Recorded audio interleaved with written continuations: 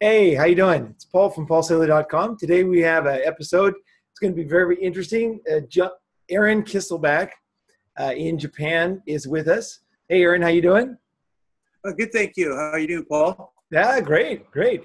Aaron is a friend of mine from I don't know how many years, 20, something like that, 20 years.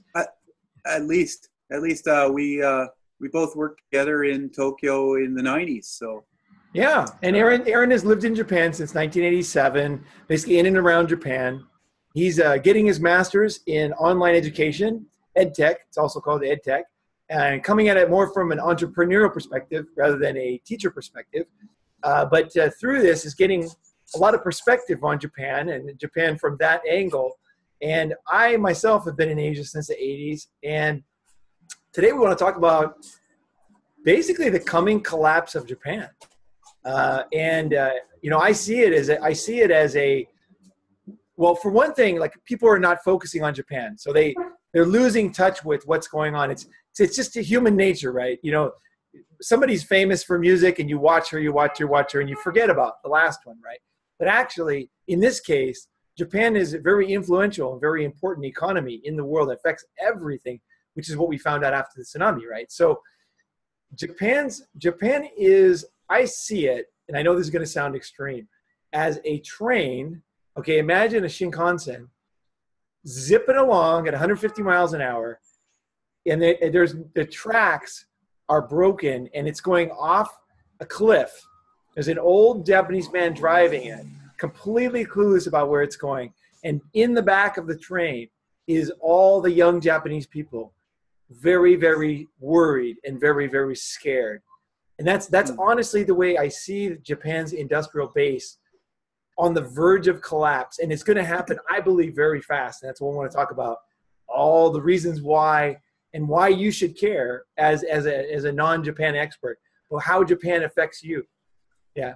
Would you like to add something else to the intro? I like to add that it's a hydrogen-based train. You'll find out that part later. Okay. All right. So let's see. Where do we start? It's, you don't want to get too complicated with this, but how about the present? Right. I guess to understand Japan, you have to understand a little bit about the 80s and 70s, right? In that time period before the internet, a country could produce a high quality product. They could sell it to their local people, right? They could make money, and then they could expand globally. And then they could tweak it a little bit for the global economy. And that was the environment that the U.S. flourished in. It was the environment that Japan flourished in. And, they had a very closed market. So, but that model's dead now. That model is totally dead. You can still close your market, and Japan does a great job at that.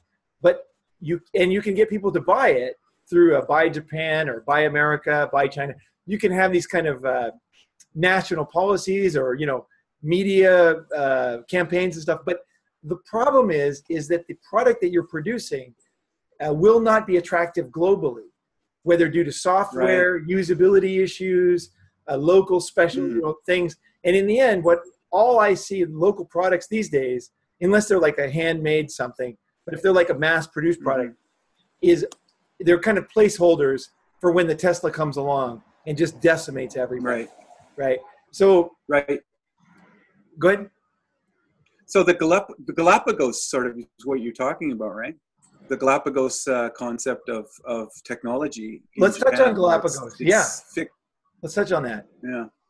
That's what it sounds like. Well, Galapagos as, the island there where it's, it's specialized, specific species only exist there. Right? That's how the domestic economy does work here still to this day. Absolutely. This with the cell phones, and then when smartphone technology came in, they were still the last holdouts to smartphones, right? But then when smartphone came in, they've got the highest. Now Japan has the highest iPhone users in the world, right? Do they really? Wow. Well, yeah. Remember when they were saying like, no, we're not going to have that. We're dedicated to this, right? Oh, I definitely remember that. And I remember saying it myself. I actually did not think the iPhone would succeed in Japan because the Japanese phones were so good. And this is why I wanted to make this podcast. I really wanted to be, because it's understanding Japan is not easy. And understanding how things change, especially when it comes to Japan and the world, are not easy. And then, of course, the implications are just not easy because, just to give you a quick snapshot for you guys watching, if you didn't live in Japan in the 90s, you probably don't really understand how good Japanese phones were. Japanese phones were absolutely the best in the world. Japanese manufacturing was just so precise and so exact. There was no quality problems. I remember one time I was driving and somebody, we had a disagreement with somebody, and they threw my phone out of the car and it bounced on the concrete at, you go to 70 miles an hour, right? And, it bounced around on the shuto, all over the, and I thought it was ruined, but I stopped and I went back and got it. And sure enough, the phone was perfect. Didn't even have scratches, like one little scratch on the corner. But even today, if you look at the iPhone is not that well made. You know what I mean? And I'm talking about a phone back in the 90s, right? This phone was indestructible. And the battery lasted days. They talk about one day now. Now, back then, I charged it twice a week, and I used it all the time. I talked for an hour a day on it, at least. Maybe 4 hours some days, because it was, it was just like such a new thing and novel. And, so the thing is, Japanese phones were very well made.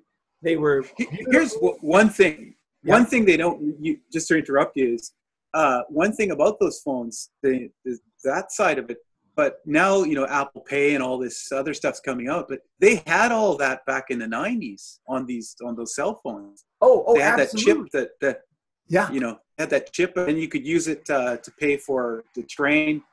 Had that, that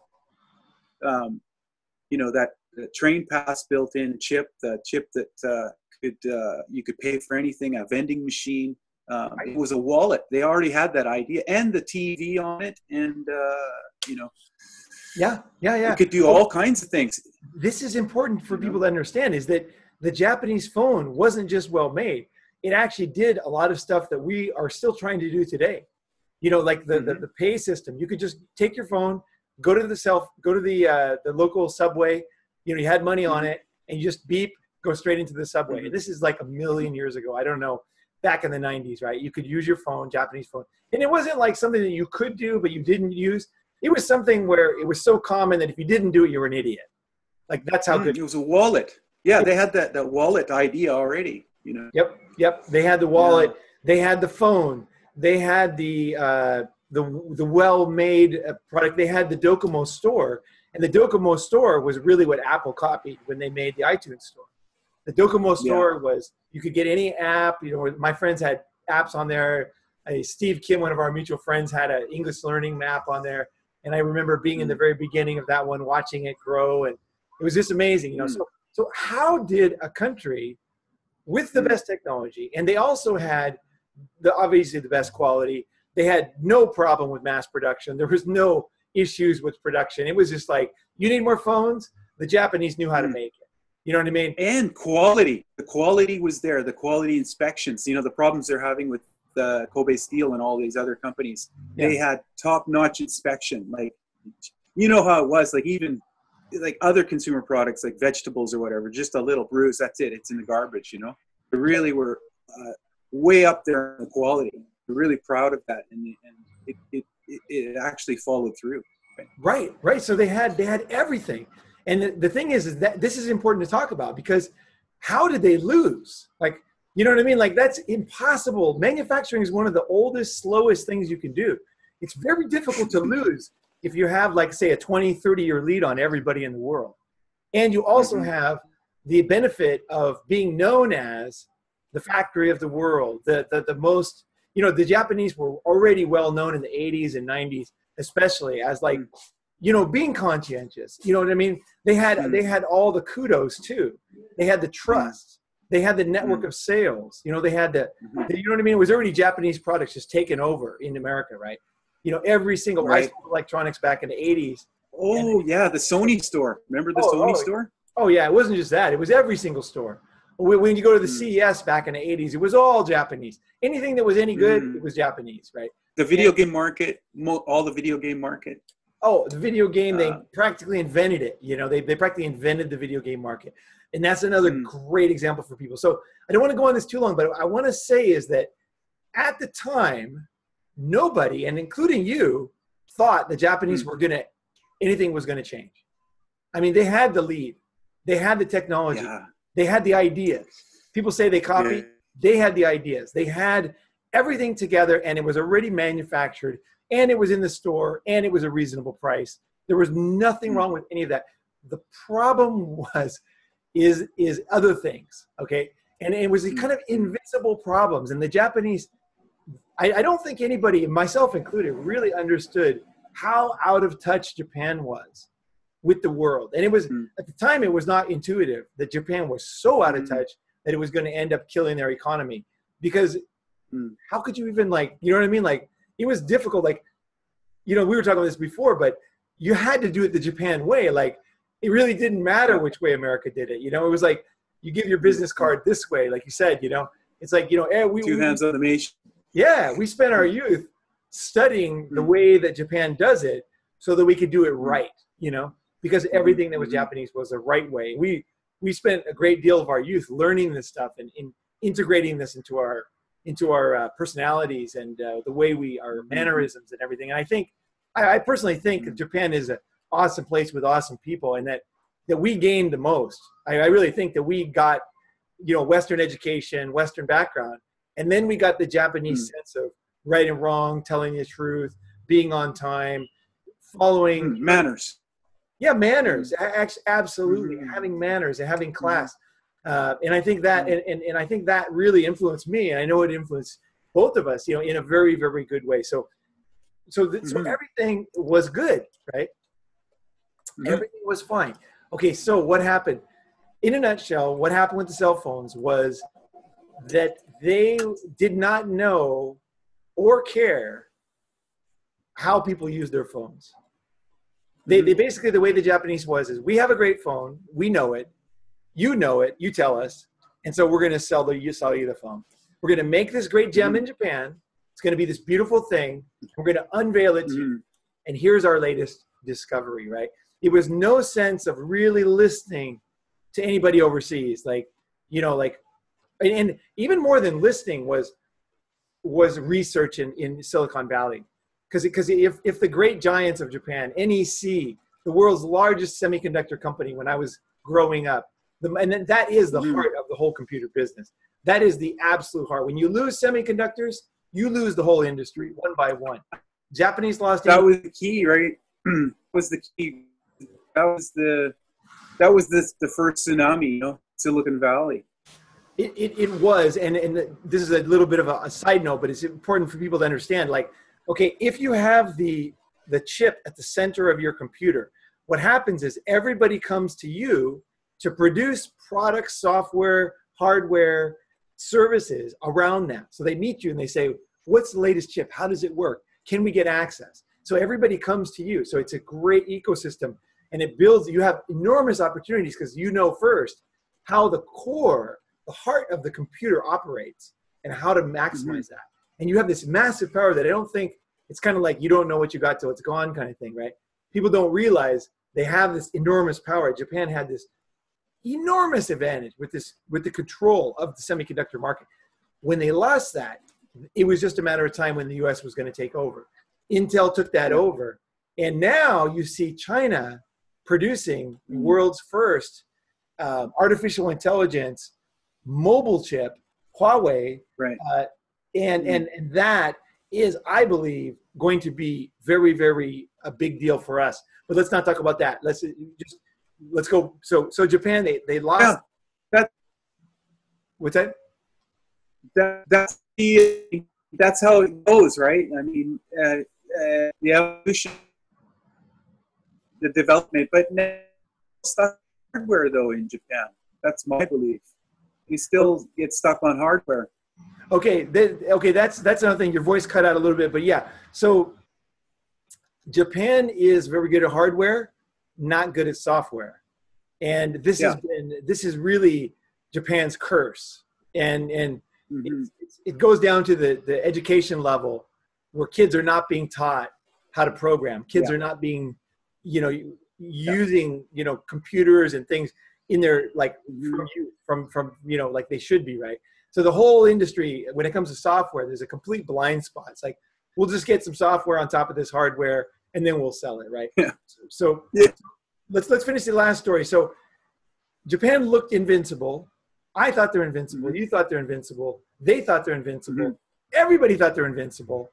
And it all totally collapsed. If you look at all the Japanese main electronics companies, if you see a picture, go on Google Images, search 1980s Sydney Harbor, 1980s London Square, New York, 1980s Shanghai. All the billboards are Japanese. All the neon signs are Japanese. And I was in the UK and it was the same. Yeah. Yep. I was living in the UK and then London, Trafalgar Square. Yeah. So they control the market, and then now, if you search it now, there won't be pretty much any Japanese companies. And now, if you add all of Japanese electronics companies together, they don't even match Samsung, which is just one company in Korea. And Huawei is looking to be much more powerful than Samsung. They're using Samsung as a blueprint, but they're actually going much past Samsung and building the total infrastructure of the future quantum internet.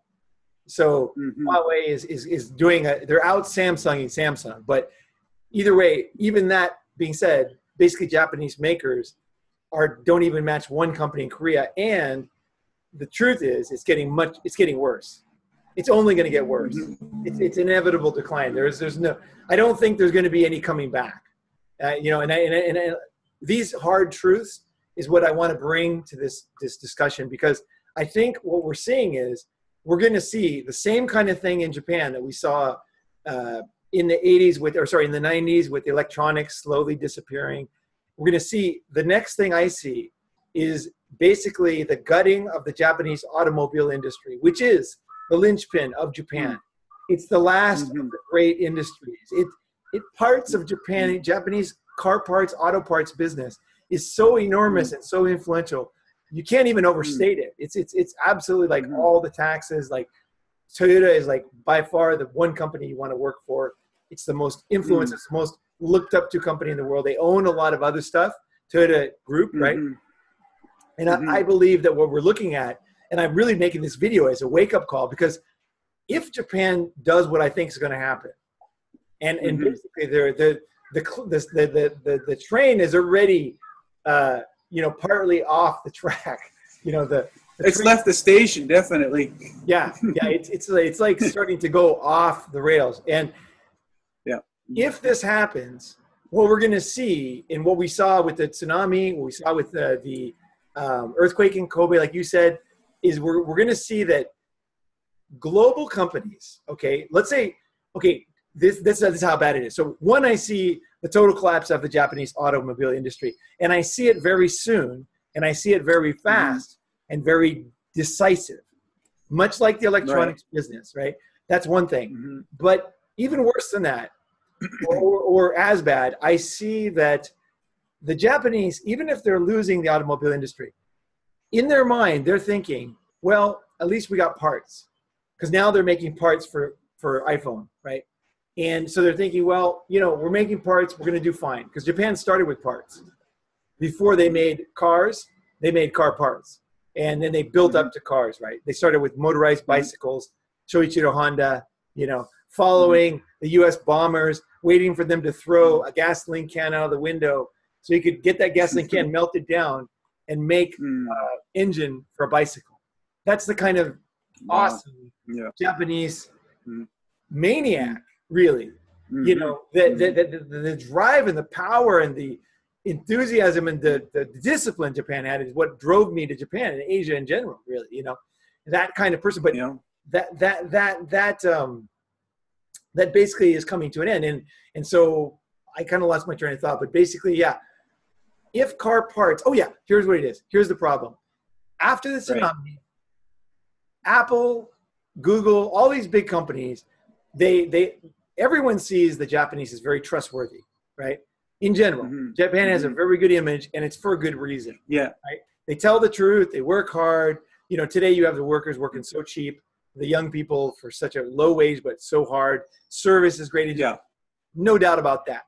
But what the companies saw was unfortunate and very devastating, was that Japan had not planned risk very well.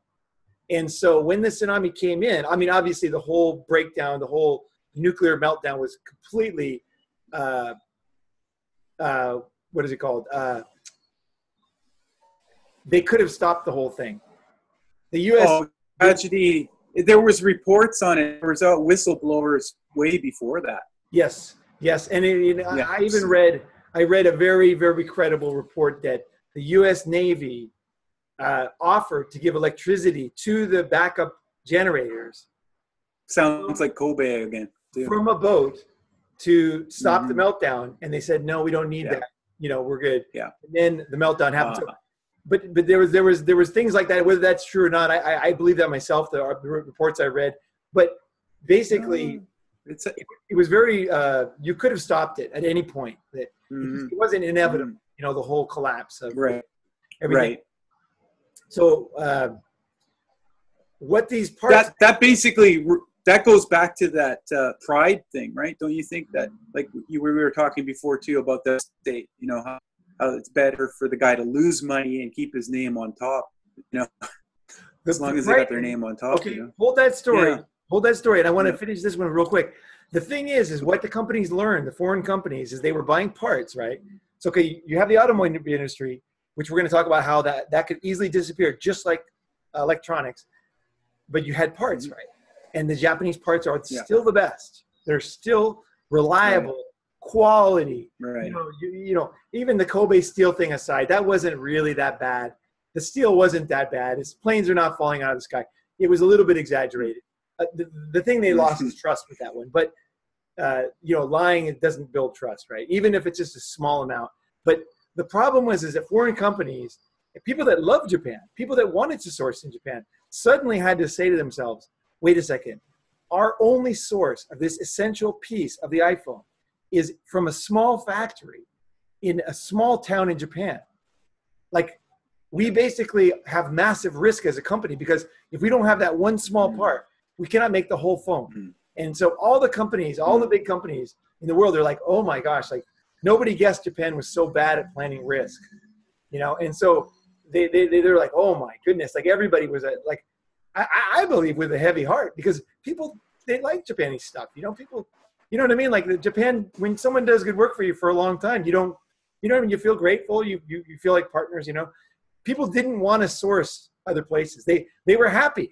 Japan was making good products, good prices, no problem. The problem was the risk. And when the tsunami came in, it just uncovered the fact that Japan had done a terrible job and had not even thought about how to produce things around Japan. And the fact that it's an earthquake-prone country, it was basically built by earthquakes pushing up the mountains. The whole country is built by earthquakes, right? Earthquakes and volcanoes. I mean, so, you know, so that this blind spot was now visible, and foreign companies were like, holy moly, we cannot trust Japan to do this risk thing. So we're going to make a factory in the U.S. We're going to buy more from China.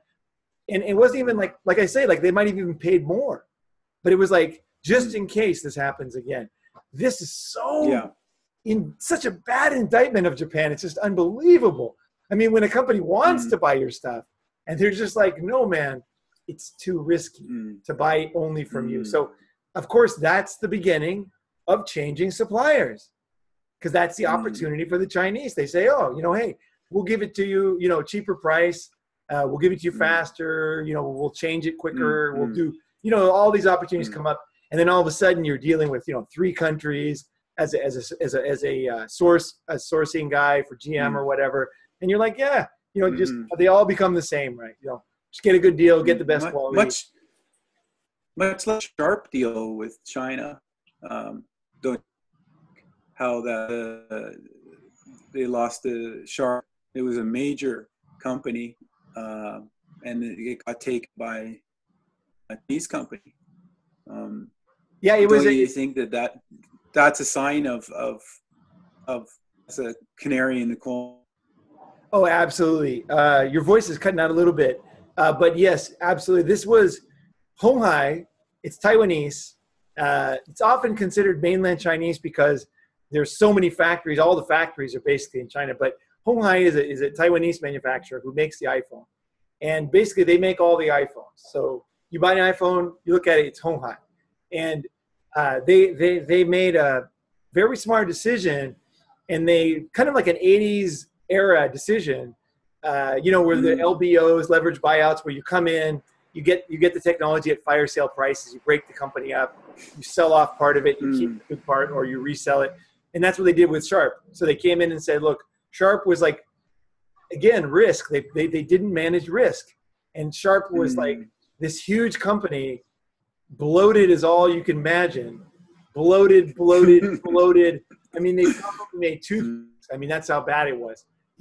Sharp toothpick holders, Sharp, Sharp was just everywhere. Hey, an interesting little thing on Sharp is, that the mechanical pencil.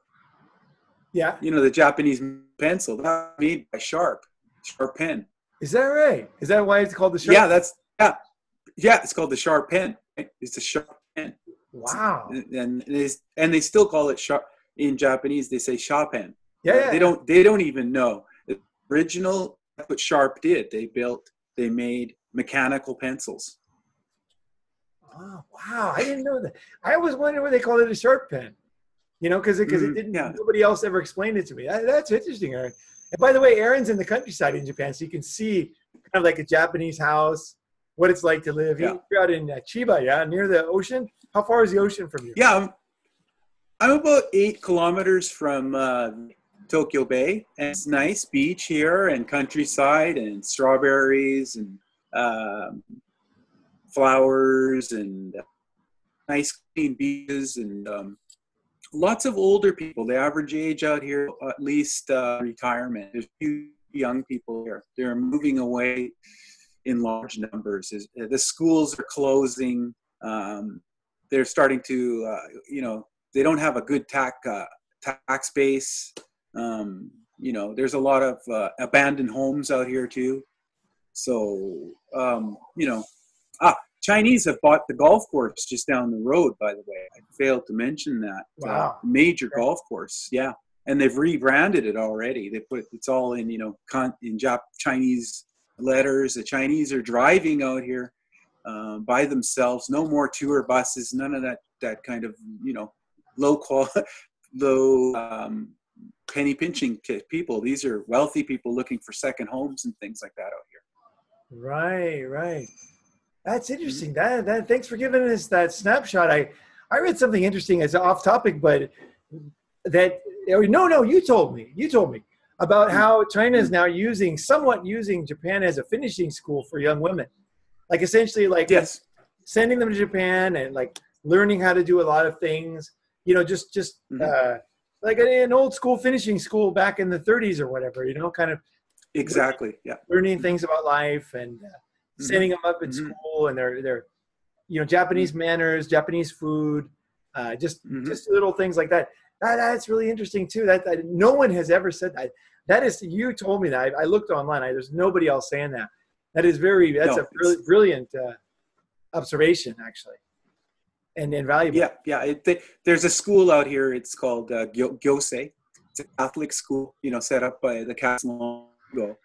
And the numbers are dwindling, but the large numbers of Chinese are sending their senior secondary or, grade 11, grade 12 to and going to live in a dormitory, nothing around, no way to leave, it's more like almost, like a prison, and old school dormitory, and they learn manners, lifestyle, whole group behavior, and then after a couple of years they're ready to go into the university life here, and they know the sense, they know how to behave.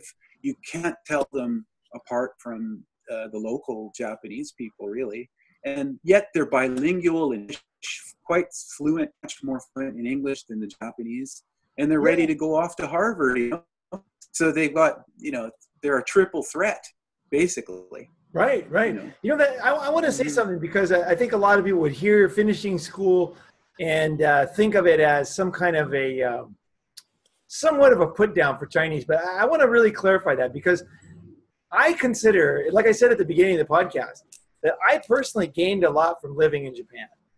Japan was a bit of a finishing school for myself too. I remember when I moved to Japan, and I watched the way the Japanese operated. They would tell me they're going to be somewhere on time, and they would tell me it's going to be a certain time, and they would be 10 minutes early.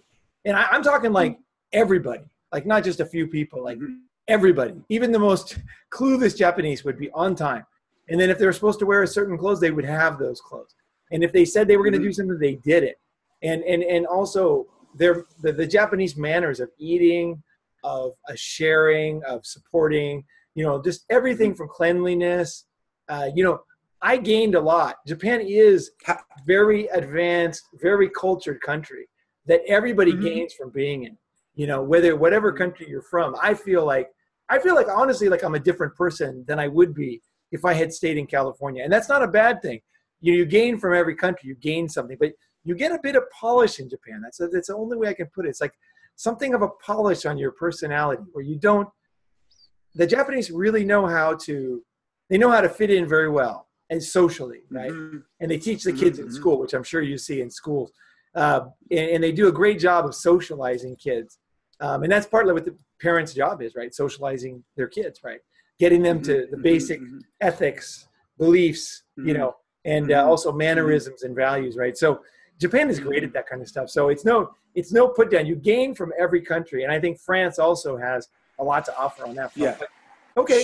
Sure. Very similar. I think French, that's a good analogy. The French and Japanese, like the cordon bleu, the concept of food, and how food is not just food to eat, it's displayed in a certain way.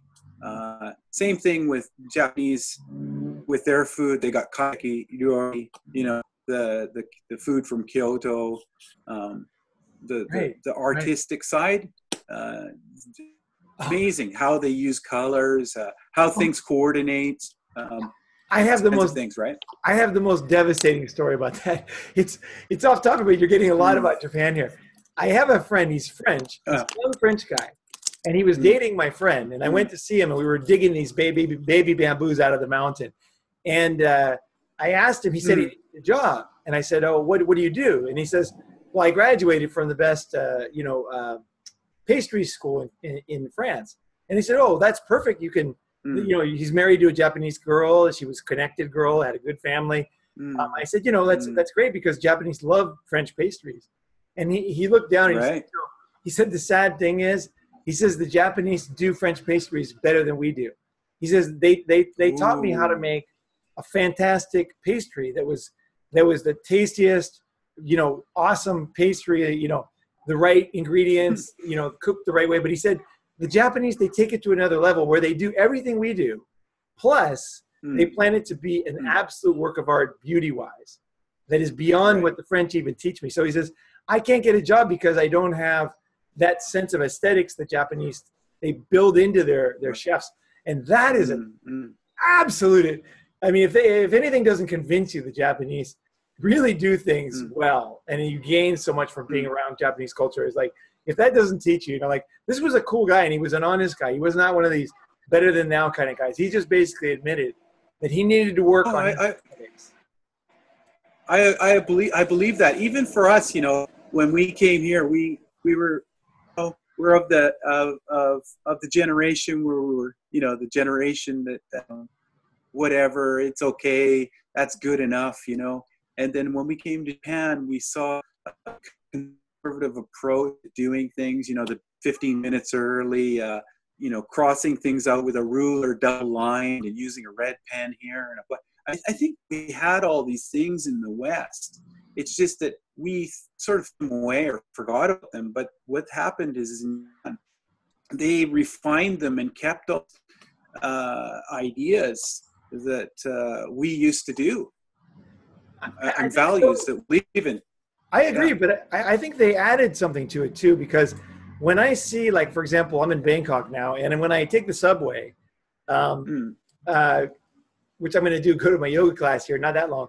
And when I go in this class, the Thais and the foreigners that are living here, they don't have the same sense of, what do you call it, courtesy. So for example, in the Japanese train, I know when I lived there, like everybody would come in and they would just go like this. The next guy would come in like this. The next guy would go like sardines. We all just kind of naturally fit in. Like, oh yeah, okay, perfectly. Yeah, okay. They learn that in kindergarten. Right. So they didn't copy that, and it didn't come from the West. Like if you get in a Japanese train, you'll notice a lot of people, but if you're new, you won't notice these details. But the Japanese, they're thinking about how to get the most amount of people most comfortably without looking at everybody's face, without being weird. No complaining. You know, like they're keeping their manners. They're looking down. They're not looking at you. You know, it's like how to fit the most people in, the most comfortably to strangers, to maximize the space and also to minimize the uncomfortableness of the whole thing, right? They're absolute geniuses at that. There's nobody even, there's no country that's even close to the Japanese at that. You know, if you have a Japanese neighbor, they'll never bother you, you know? Like there's no noise. Socialization, though, it's deep socialization, Right? And right. I know it from experience. I could tell you exactly where it starts and why it's there, and it hasn't changed. And in a lot of ways, it's. But now, let's say if you want to do coding, right? Coding, the Ministry of Education here is official policy is 2020 is they're going have coding as a class in public school. There's no such thing as coding. It doesn't exist.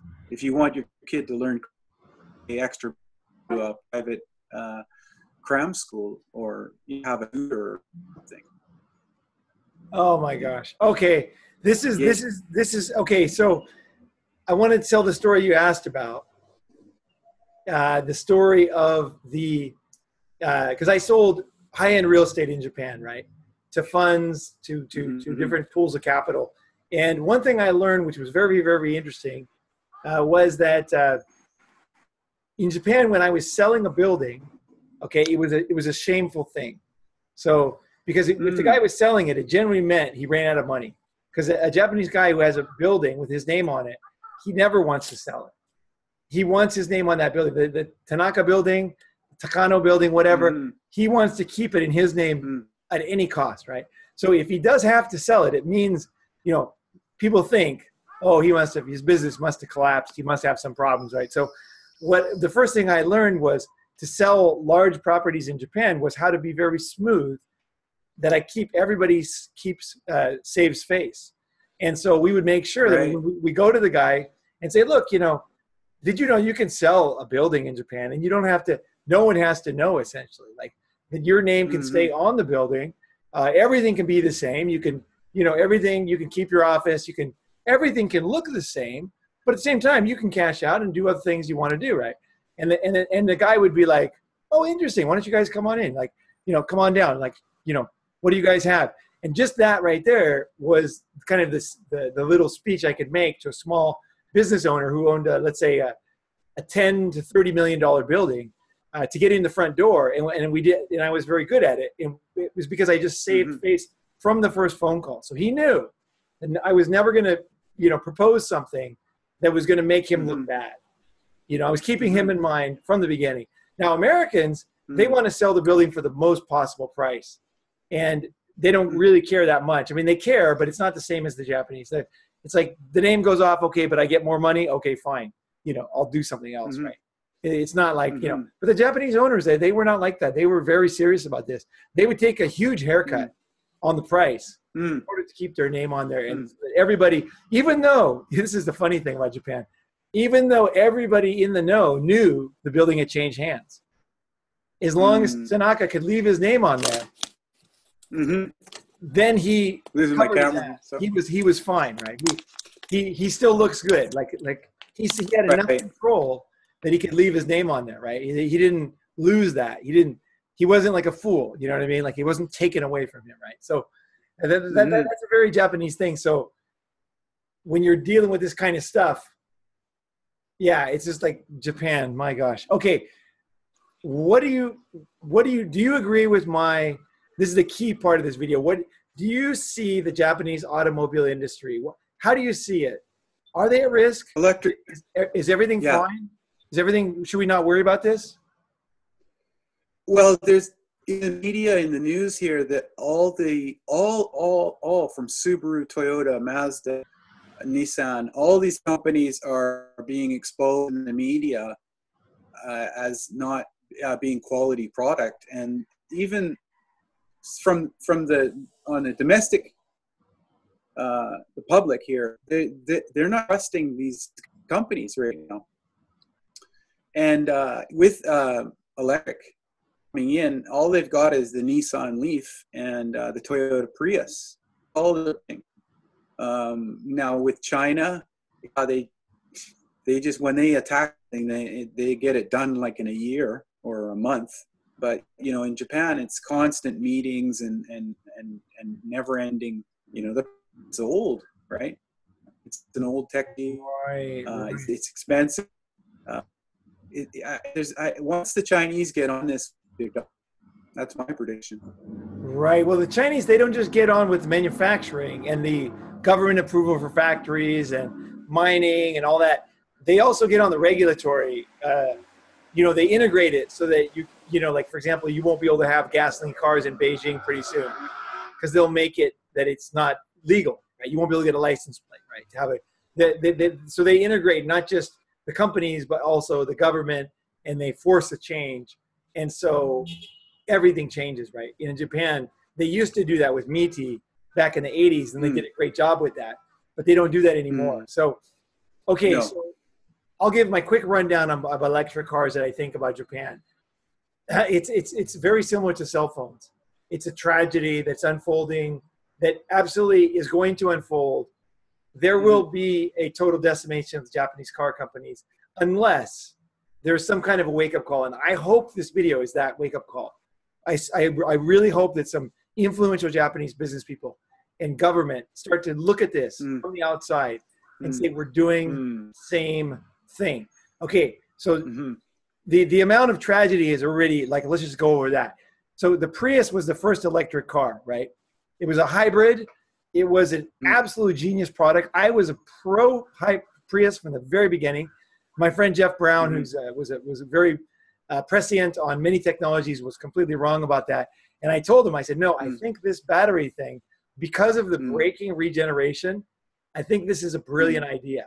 I couldn't see Tesla, and I couldn't see that, but I saw the battery as a good thing, as a natural thing, because the battery, charging the battery, eliminates the need for brakes, right? And it also gives you free power, right? And also the braking of the regeneration is a smoother, better brake than the brake is.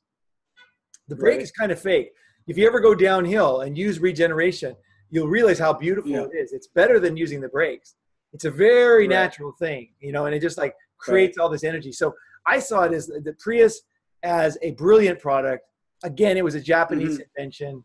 It was using part gas, part electric. Only the Japanese were capable of producing that thing mass, and it never had any major problems. That was like a brilliant product. It was brilliantly executed, and it was also brilliantly sold to the Japanese. Okay, so they had the absolute lead, and this is Toyota. This is like even today, it's like one or two largest companies in the world. It's one of the best run companies in the world. It's one of the only Japanese companies that I would say is an international company. It has that. I was a big fan. Yeah. Big fan of Toyota. My father had a couple of them.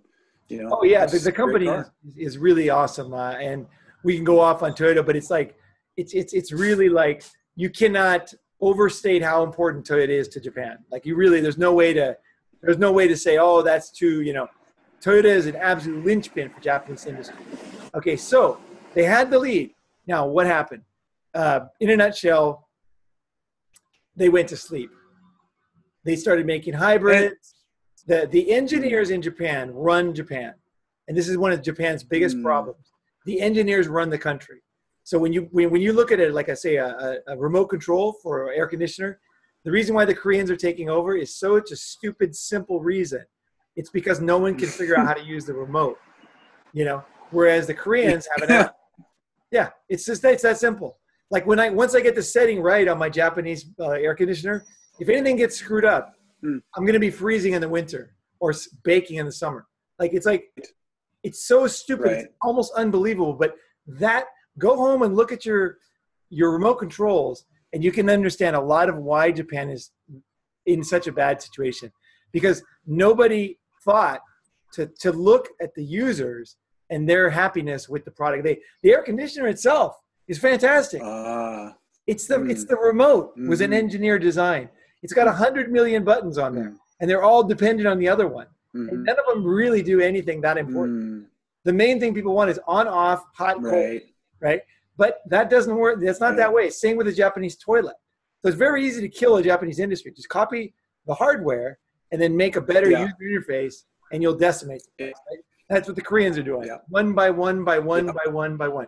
So the engineers in Japan decided that gasoline, the amount of energy in a, per cc or per gallon or whatever, liter or whatever you want to call it, was so high that nothing else could ever replace that. And so gasoline cars, no matter what anybody said, no matter Elon Musk, any of these guys, they're just all talking out of their ass. No one's going to, in the end, the amount of power for the amount of weight is going to win.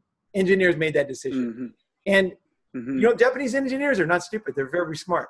And they're correct about that. Batteries are having to come up from a long way behind. But the problem that Japan gets, again, is consumer preference. Right. So, maybe Taylor Swift doesn't have the best musical abilities in the world. Maybe Justin Bieber is not the finest musician the planet's ever produced, right? But he still makes the most money, right?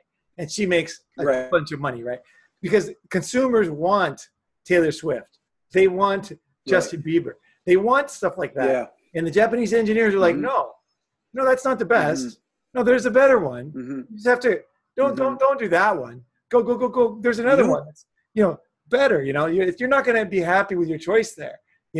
And this is like over and over and over in Japan. You see this, and so the Sony and VHS Betacam and the VHS thing, the Blu-ray, the DVD thing.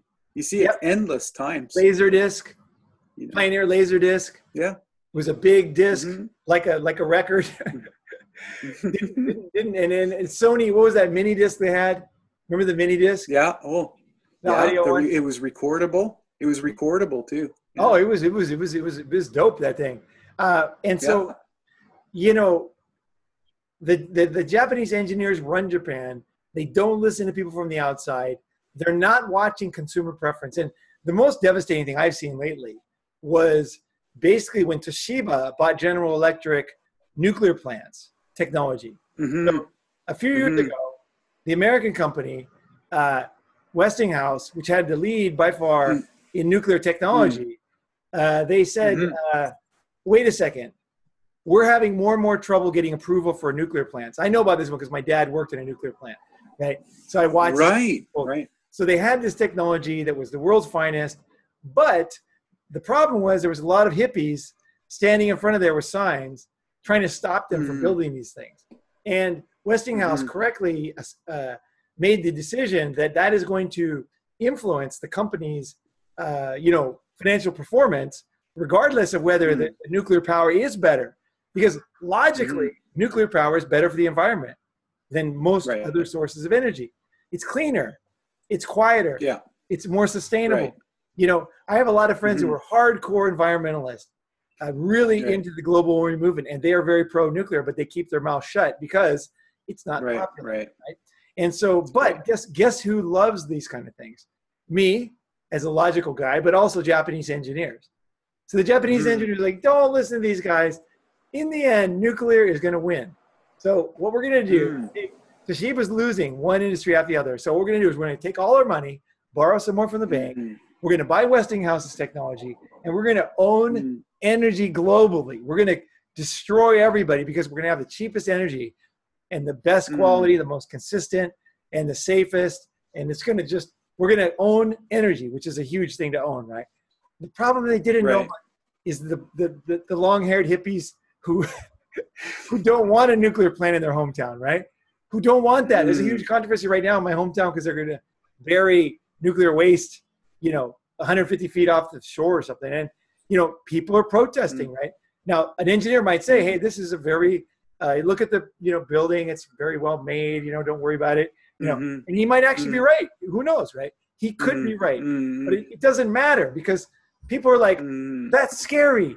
I don't want that. And it's the same with hydrogen. Japanese engineers, again and again and again, the engineers, the old, out-of-touch engineers of Japan, who are awesome, okay?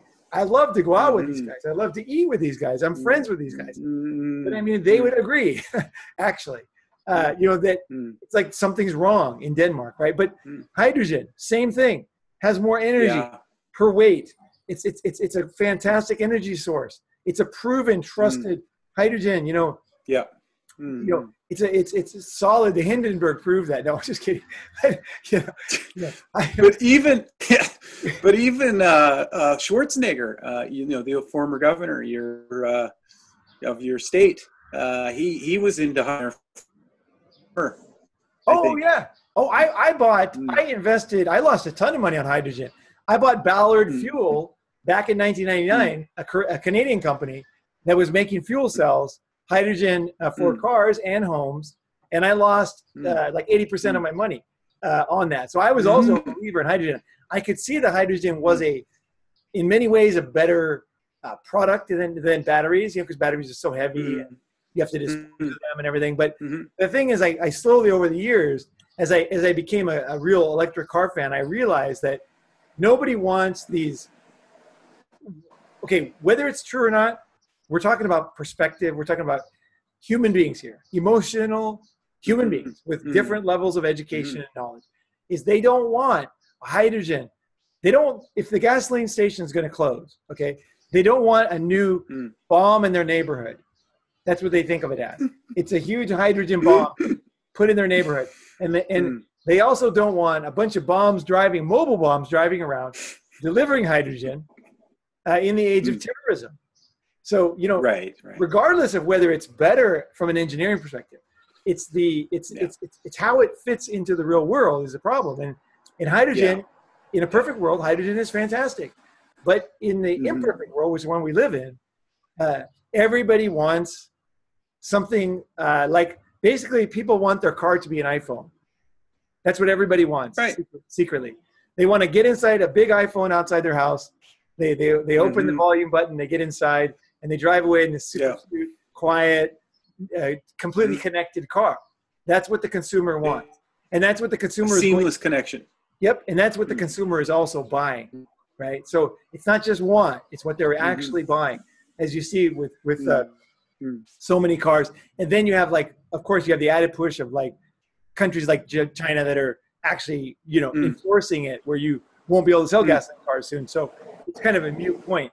And I don't think people realize how big China is, how powerful China is. If China goes all electric, you're going electric. I don't care if you're in the Bahamas or in New York. If China goes all electric and starts making better and better cars, you could produce diesel cars all you want, but they're going to get kicked off by Chinese cars. And the only way to go to win this war, and in the war is to make the best electric car, sell the most electric cars, have the chargers, and all that. So again, and the new Tesla heavy truck, I believe that's going to be a huge game changer with the diesel. Having automated heavy trucks on the road in the new Tesla truck that's just been released. I see that. Along with the sports. That truck is an interesting one because I think the drivers probably don't care so much about electric, and the companies don't really care that much, but they do care about their image.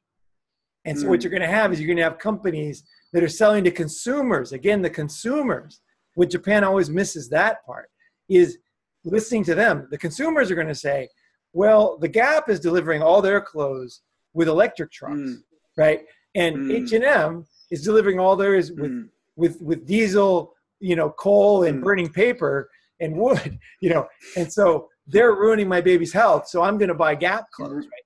So that's what's going to be bragging thing is people are going to say, well, we deliver with only electric, we protect your health and all that. So consumers, again, are going to control everything and make the final decision about which way it goes. And that's just what's going to happen. And of course, electric will get better and better. And eventually electric's going to be totally, totally awesome. But it'll take time, but it's the consumers. If it wasn't for the consumers, electric is such a long shot. It's almost impossible. It's amazing. The consumers, their decisions, really, that's what you have to watch if you want to make money. If you want to predict trends, you have to watch what people do, right? What they buy. And then that's the ground up movement. It's definitely a huge factor. Yeah, I mean, it's the same, like you said. I mean, iPhone has the biggest market share in Japan. The consumers, again, they spoke. And they said, we want this iPhone. And the Japanese were like, no, no, no. And they're like, yes, yes, yes.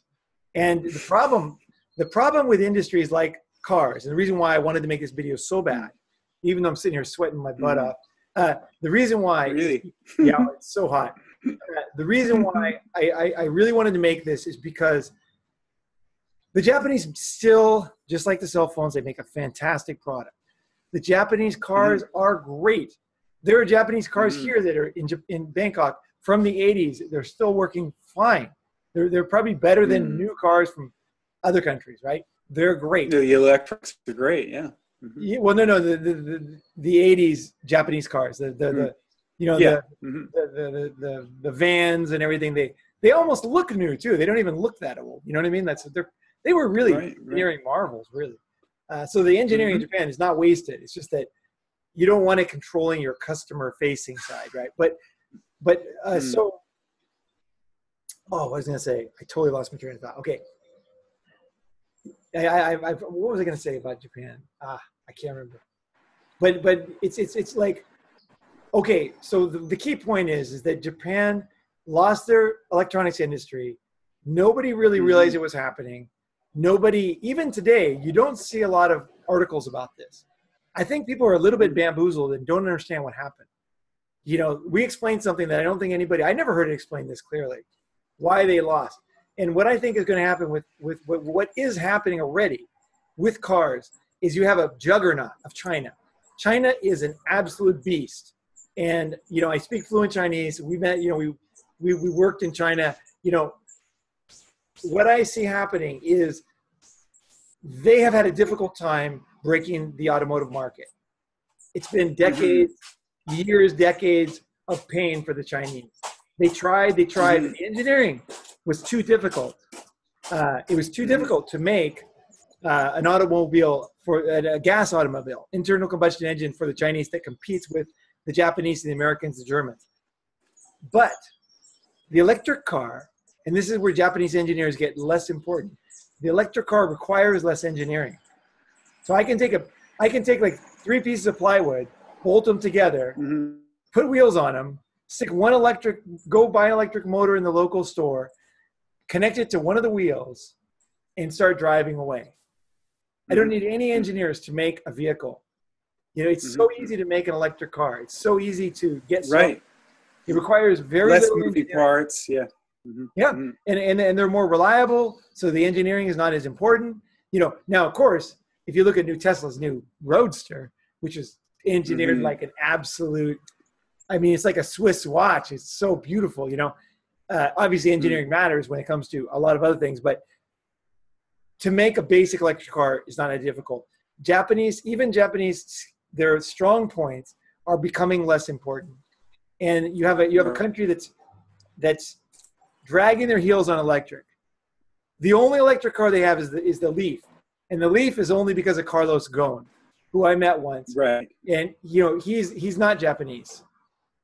He pushed that thing through. No, no, he's probably where is he from? Somewhere in South America. Yeah, I met him one time. My toy company. He bought a toy for his kid from my company when I had that Ducati and toy thing. But he pushed that through, regardless of what Japan Inc. thought about it. You know, and he said we're going to have an all electric car. And unfortunately, he didn't understand. Even he himself didn't really understand the consumer, and didn't understand that the consumer wanted sexy and fast. Elon Musk understood They want sexy, they want fast, they want long range. The Leaf is cute, small, short range. So it's very good for Japanese housewives, but it's not very good for someone in the outback, right? Right. It's not very good for someone in California, you know? And so again, the Japanese so close, but so far, even with the Leaf, you know, the Leaf I see is even though it's successful, I see it as a huge tragedy because of the opportunity it had as the first electric car, the first real electric car, mass produced. The Leaf really had, and Nissan itself had the chance to really be, and you got to blame this on the French because the French bought Nissan, Renault. They didn't see the opportunity. They didn't see the opportunity that the Leaf, the Leaf manufactured for them, you know, to be the leader in this new field. And they waited too long. And even in the consumer's mind now, they don't think of Nissan as the first electric car company. You know, they don't even think about it, actually. You know, some people buy Leafs, but it's, you know, so they didn't do a good job of marketing. They didn't understand the consumer. They lost an opportunity that makes me want to cry. You know what I mean? Really, I hate watching this stuff. As a business guy, I see it. I just like, they were so close. The Nissan is it's happened so many times, though. It's happened so many times. It's like, you know, Japan breaks your heart a million times over and over. But this time it's different. Yeah. That's why I make this. I think if Japan does not get their act together with electric cars, they will collapse because the industrial base is going to collapse. And it's going to be a dominoes. It's going to happen faster than anybody ever thought. And when that happens, Japan will be at the absolute mercy of the international community. And what happened last time when Japan was at the mercy of the international community, they had the U.S. come in and do a occupation. Dodge program. It was an occupation, but it was a rebuild Japan period. It was a let's invest in Japan because Japan had the utter sheer luck of being a bulwark against communism. And I don't think they really appreciate what that meant. That gave them an opportunity they never would have had. It's like you're totally failing your business, right? But you own this piece of land. And it just happens that they build a subway right in front of it or a freeway on front, right in front of it, right? You know, the land was worth nothing.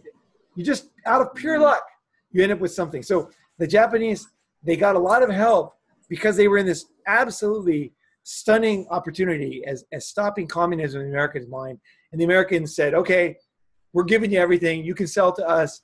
We're not going to be too hard on you. We're going to build you up. You guys can steal from us. We're going to look the other way.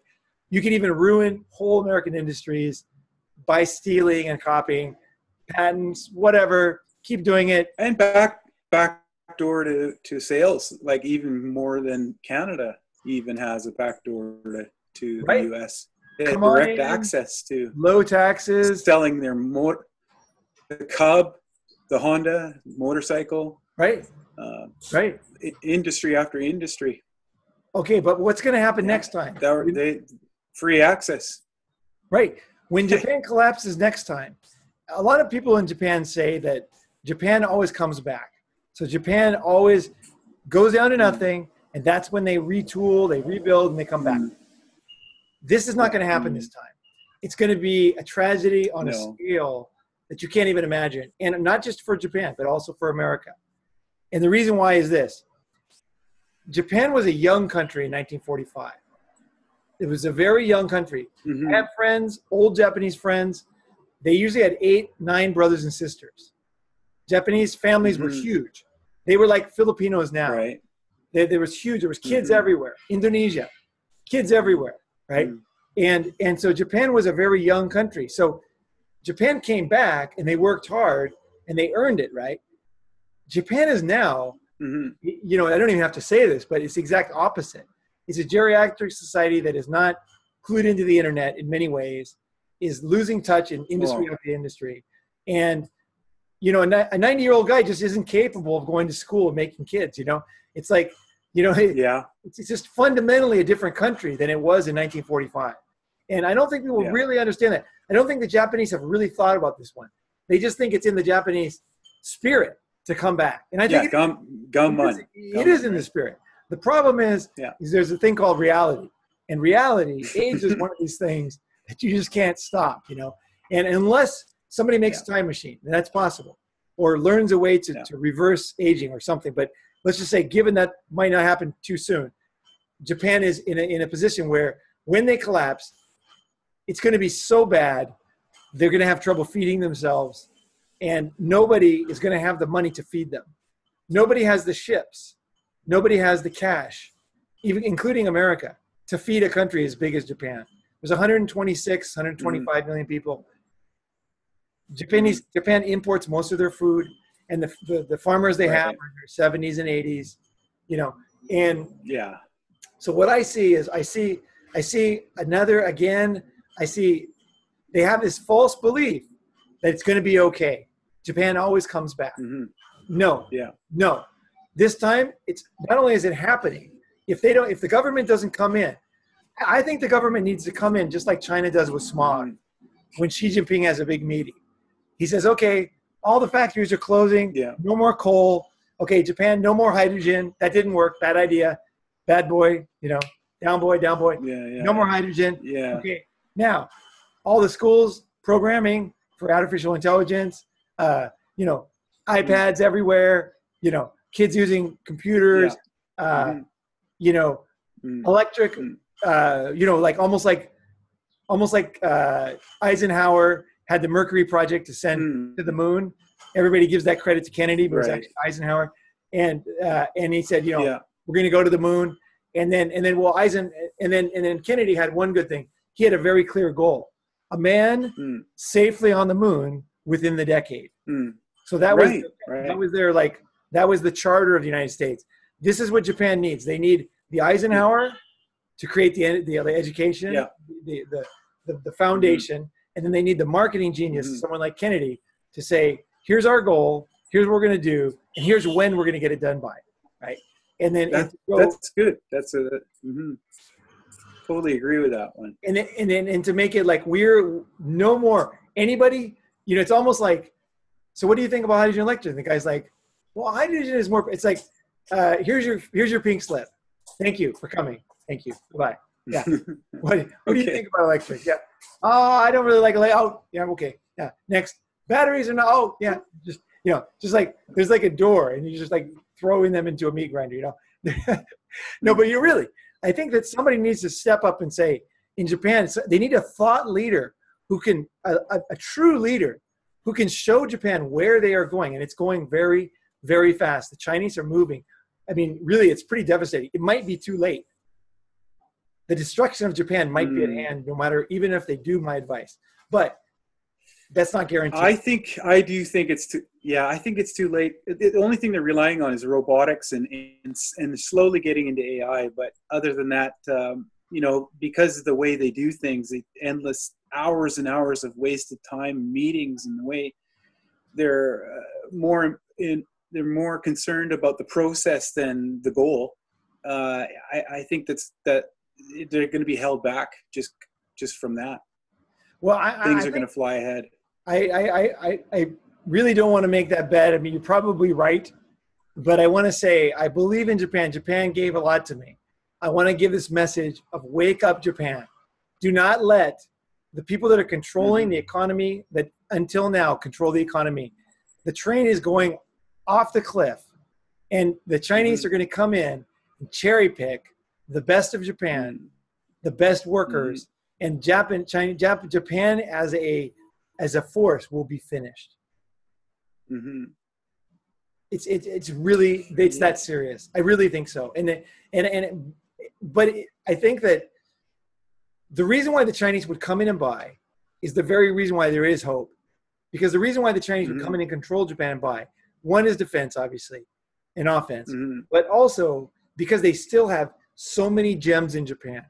If you could go in like Honghai did with Sharp, just sift the good through the bad, and just like leverage buyouts, like who's the guy in the 80s who used to do LBOs? I can't remember the guy's name, but he comes in and just say, this is garbage, this is gone, this is sold, this is closed. Okay, this is a gem. We build our company around this, and then here's another gem. We build our company around this, right? That's what they need. They need somebody to come into every major Japanese company, essentially, and think of it as a collapse, and to say, and to restructure, every company of merit, and just saying, okay, Right. like we can no longer continue this. Like, no. It's almost like it's a Japanese thing where everybody's like, everybody gets on board on things. It's like, no, we can't afford that. No more happy talk, right? This is not, how long has this not made money, right? How much have we lost? How many zombie companies do we have here, right? Right. You can print money for so long. I agree. It will take, it'll take some strong homegrown effort. Maybe a younger prime minister even would help, if they had something like that, somebody to lead the nation, sort of a Kennedy for Japan, It's got to be somebody from the tech industry, or it doesn't necessarily have to be a young guy necessarily as the president, but he needs to have his team, right? His team that can implement and create the changes. And he also needs to have the authority. Like China has, Xi Jinping has an anti-corruption official. Right? He's now being tossed out because he's too old, but he was given enormous authority to go into Chinese companies, governments, and just say this corruption is over, And he went in, and it was a weird position for him, but he was the perfect guy for it. Right. He's like a stone, man. The guy could not be bribed. He could not be changed. There are rumors and things like that, but if you look at his record, it's pretty amazing. Like he went in against he was a fearless dude, that guy. I really respect. That's true. The anti-corruption czar of China. This is what they need for Japan. Yeah. They need somebody like this. It's somebody who has the backing of the power in Japan. You know what I mean? Where everybody, the deep state, the emperor, the police, the leaders, the banks, they need to be behind him. Like, we believe in you. We give you the power. We support you. The media, we support this no matter how much pain we go through, no matter how bad we look in international society. Because when these big Japanese companies close, it looks bad. But they're like, we have a greater good. And the greater good is to find the brilliant things we have in Japan and to restructure the economy around these future technologies, and also to educate the young people to be able to support that, and to be able to, because Japan still has those. They still have those. And that's the thing. If they wait any longer, they're going to end up selling them a fire sale to the Chinese and the Americans and the Germans. Right. And it won't be a beautiful thing. A collapse of Japan won't be a beautiful thing. Not a beautiful thing. Not a beautiful thing for Japan. Not a beautiful thing for the U.S. And in the end, not even a beautiful thing for China, because China likes stability. Yeah, I totally agree with what you're saying there, and I hope that positive things become of this discussion that we're having. Me too, man. That's really, I've waited for a long time to talk about all this stuff and I really feel like we put it together here. So Aaron, you've been awesome. And like the questions and the guidance and the examples, like, really like good luck with your ed tech business too in the future, Thank you very much, Paul. And I hope, this is the first of a series of long discussions on Asian, what's going on in Asia and North America and the world. And I hope we can do this again. Awesome. This is what people need. This is difficult stuff. You need time, in depth, and we need questions. So from you watching this, what do you disagree with? What do you like about this? What was surprising to you? Please comment below and share this video, because especially if you're Japanese, we can translate this. We can do this in Japanese, whatever is necessary, not a problem. So let me know, and let's save Japan, Yes.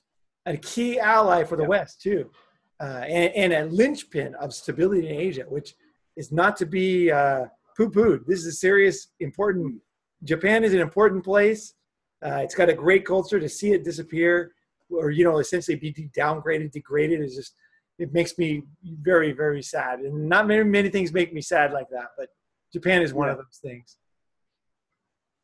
There still is a little time left. You know, I want to leave it on a positive. I think there's still a little time left, but things change like rapidly, and we got to be ready. Oh man, the car thing is really scary. But okay, great. Thanks, Aaron, and thank you very much for watching. I appreciate watching this long video because I know sometimes when they get this long, it's easy to turn it off. So thanks for watching. Thanks for sharing this video. All right, guys, Paul Salo, paulsalo.com with Aaron Kisselback. I'll put Aaron's information below if you want to contact him. So thanks very much for watching.